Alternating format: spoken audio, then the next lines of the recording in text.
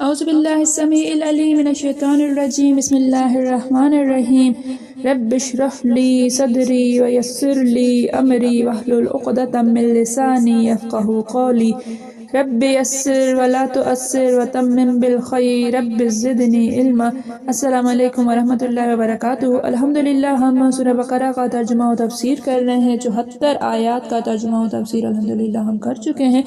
آج کا سبق شروع ہوتا ہے آیت نمبر 75 سے۔ دیکھیے، اعوذ باللہ من الشیطان الرجیم افتطمعون ان یؤمنوا لکم وقد کان فریق منہم یسمعون کلام اللہ ثم یحرفونہ من بعد ما عقلوہ وہم یعلمون۔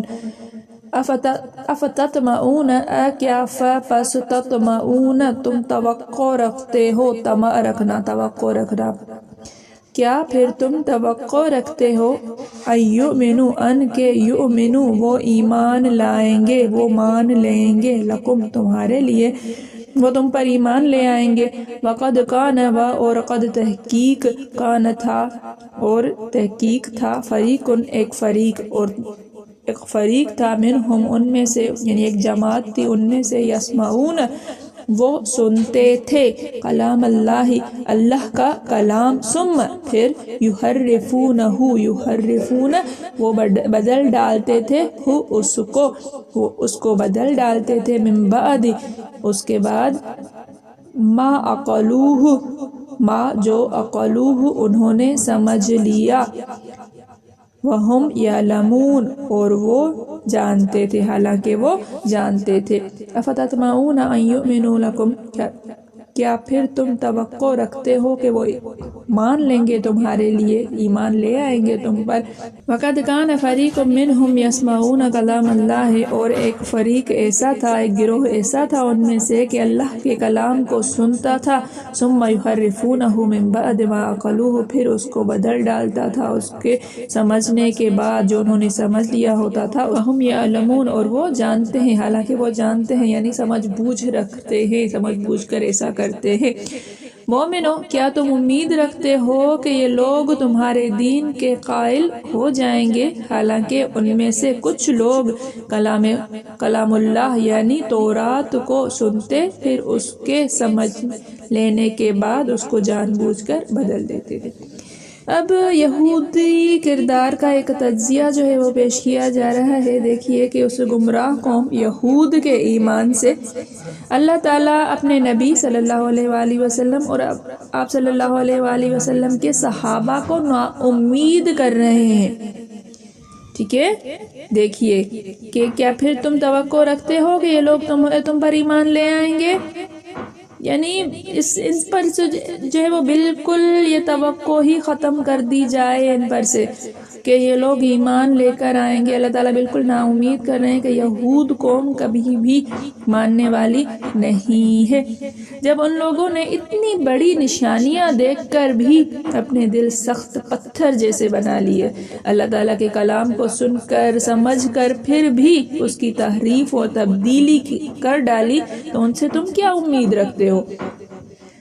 ٹھیک اس آیت کی طرح ایک اور جگہ فرمایا گیا ہے کہ فَبِمَا نَقْضِهِمْ مِيثَاقَهُمْ لَعَنَّاهُمْ وَجَعَلْنَا قُلُوبَهُمْ قَاسِيَةً، سورہ مائدہ کی آیت ہے، یعنی ان کی عہد شکنی کی وجہ سے ہم نے ان پر لعنت کی اور ان کے دل سخت کر دیے، یہ اللہ کے کلام کو رد و بدل کر ڈالا کرتے تھے۔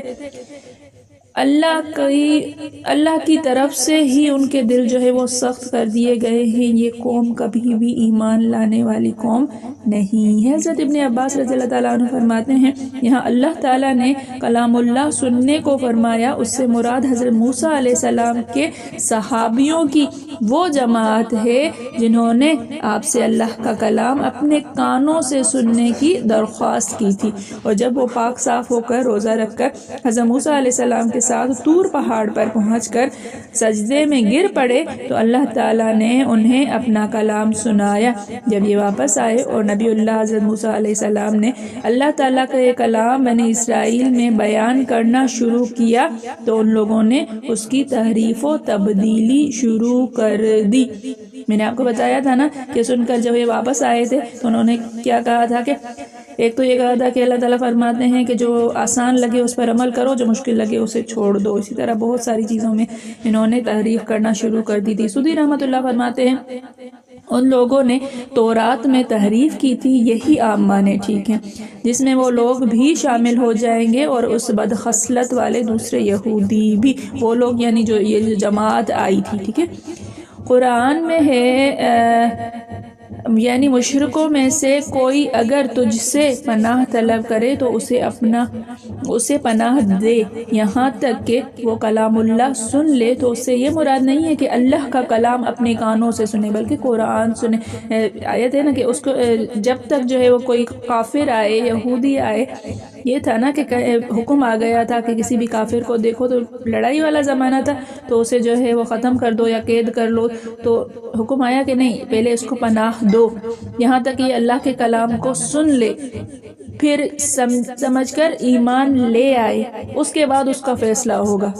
اتنی جو ہے وہ اس کو مہلت دی جائے گی۔ تو اس سے مراد جو ہے اللہ کا کلام سننے سے یہ مراد نہیں ہے کہ اللہ خود جو ہے وہ کلام فرمائیں گے تو وہ سنے گا، نہیں، بلکہ قرآن مجید سن کر اللہ کا کلام اپنے کانوں سے سنے بلکہ قرآن سنے۔ تو یہاں بھی کلام اللہ سے مراد تورات ہے کہ وہ تورات کو سن کر جو ہے اس پر عمل لے کر آئے۔ یہ نہیں ہے کہ اللہ تعالیٰ کے کلام کو، یہ تحریف کرنے والے اور چھپانے والے ان کے علماء تھے، صحیح، ان کے جو علماء تھے وہی تحریف کیا کرتے تھے۔ نبی کریم صلی اللہ علیہ وآلہ وسلم کے جو اوصاف ان کی کتاب میں تھے، ان سب میں انہوں نے تعویلیں کر کے اصل مطلب دور کر دیا تھا۔ نبی کریم صلی اللہ علیہ وآلہ وسلم کی تمام اوصاف جو ہے وہ اس میں لکھے ہوئے تھے۔ آپ صلی اللہ علیہ وسلم کا مبعوث ہونا اور آپ صلی اللہ علیہ وسلم پر ایمان لانے کا وعدہ تک ان سے لیا گیا تھا، لیکن یہ ساری چیزیں انہوں نے بدل دی۔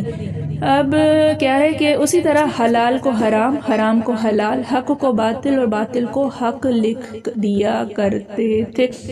قرآن میں ایک آیت ہے سورہ آل عمران کی، وَقَالَتْ طَائِفَةٌ مِّنْ أَهْلِ الْكِتَابِ آمِنُوا بِالَّذِي أُنزِلَ عَلَى الَّذِي آمَنُوا وَجْهَ النَّهَارِ وَاكْفُرُوا آخِرَهُ لَعَلَّهُمْ يَرْجِعُونَ، یعنی اہل کتاب کی ایک جماعت نے کہا ایمان والوں پر جو اترا ہے اس پر دن کے شروع حصے میں ایمان لاؤ، پھر آخر میں کفر کرو تاکہ خود ایمان والے بھی اس دین سے پھر جائیں۔